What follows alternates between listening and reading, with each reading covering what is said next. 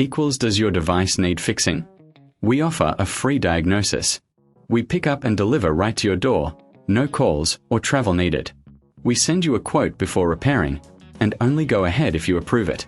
Easy, transparent, and professional. Link in description.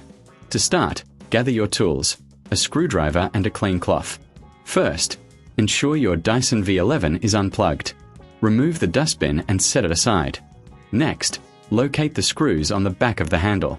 Carefully unscrew them using your screwdriver. Keep these screws safe for reassembly.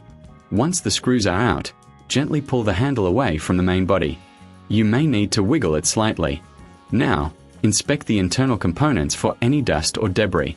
A clean vacuum is a happy vacuum. Wipe down the interior with your cloth. Next, take your new trigger and align it with the handle. Push it into place firmly. Reattach the handle by aligning it with the main body and securing it with the screws you removed earlier. Make sure everything is tight but not overdone. Finally, perform a visual check to ensure everything is in order. If you need assistance, remember we offer professional diagnosis without obligation. Enjoy pickup and delivery at your home, with no calls and no travel required. Get a quote before repair to keep your Dyson running smoothly. Does your device need fixing? We offer a free diagnosis. We pick up and deliver right to your door, no calls or travel needed. We send you a quote before repairing, and only go ahead if you approve it. Easy, transparent, and professional. Link in description.